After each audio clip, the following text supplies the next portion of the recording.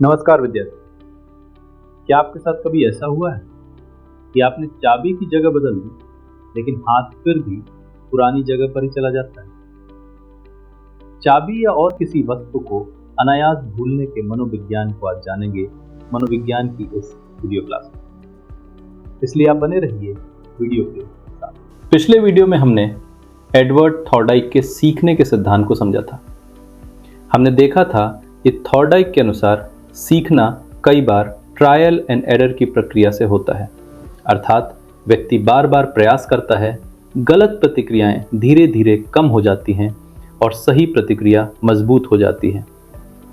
लेकिन यहाँ एक प्रश्न उठता है, क्या सीखना हमेशा प्रयास और गलती से ही होता है, या कभी कभी हमारा मस्तिष्क अपने आप भी कुछ संबंध बना लेता है?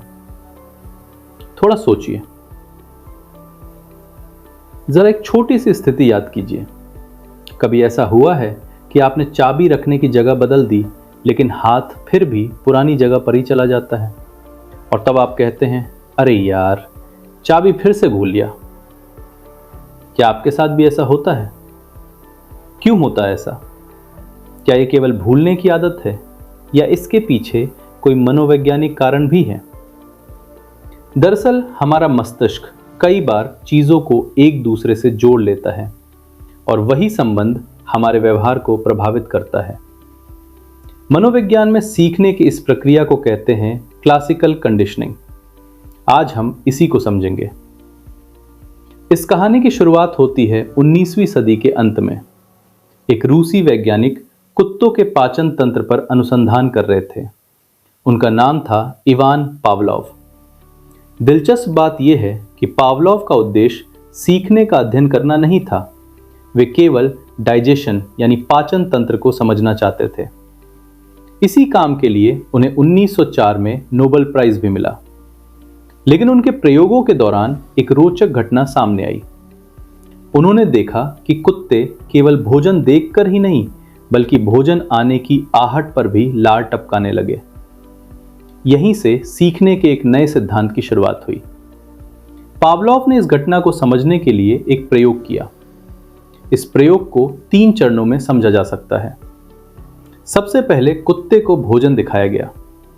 जैसे ही कुत्ते ने भोजन देखा, उसके मुंह में लार आने लगी। यह एक स्वाभाविक प्रतिक्रिया थी। लेकिन जब केवल घंटी बजाई गई तो कुत्ते ने कोई विशेष प्रतिक्रिया नहीं दी। अब दूसरे चरण में पावलोव ने भोजन देने से पहले हर बार 1 घंटी बजाना शुरू किया। यह प्रक्रिया बार बार दोहराई गई। फिर तीसरे चरण में उन्होंने केवल घंटी बजाई और आश्चर्य की बात यह थी कि अब बिना भोजन के भी कुत्ते के मुंह में लार आने लगी। इसका अर्थ था कि कुत्ते के मस्तिष्क ने घंटी और भोजन के बीच एक संबंध बना लिया था। यही प्रक्रिया क्लासिकल कंडीशनिंग कहलाती है। अब इस प्रयोग को समझने के लिए 4 महत्वपूर्ण शब्द समझते हैं। पहला है अनकंडीशन्ड स्टिमुलस।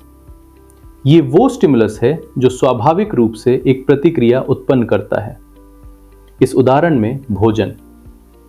दूसरा है अनकंडीशन्ड रिस्पॉन्स। ये वो स्वाभाविक प्रतिक्रिया है जो स्टिमुलस के कारण होती है, जैसे भोजन देखकर मुंह में लार आना। तीसरा है कंडीशन्ड स्टिमुलस।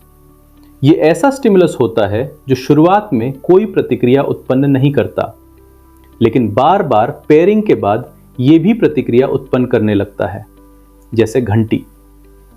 और चौथा है कंडीशन्ड रिस्पॉन्स।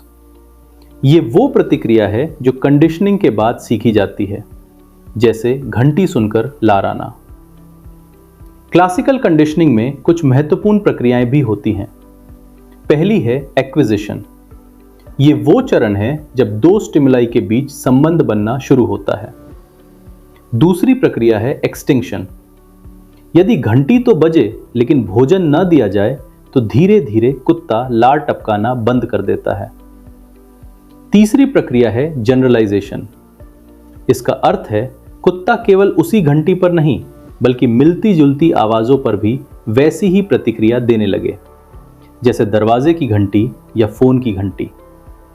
और चौथी प्रक्रिया है डिस्क्रिमिनेशन। इसमें कुत्ता सीख जाता है कि किस स्टिमुलस पर प्रतिक्रिया देनी है और किस पर नहीं। बाद में मनोवैज्ञानिक जॉन बी वॉटसन ने यह समझने का प्रयास किया कि क्या डर जैसी भावनाएं भी सीखी जा सकती हैं। इसके लिए उन्होंने लिटिल एल्बर्ट नाम का एक प्रसिद्ध प्रयोग किया। हालांकि आज के समय में इस प्रयोग को अनैतिक माना जाता है, लेकिन इससे यह स्पष्ट हुआ कि कई भावनाएं भी सीखी जा सकती हैं। अब प्रश्न है, इन सिद्धांतों का हमारे जीवन से क्या संबंध है? क्लासिकल कंडीशनिंग हमारे दैनिक जीवन में हर जगह दिखाई देती है। विज्ञापन उद्योग इस सिद्धांत का बहुत उपयोग करता है।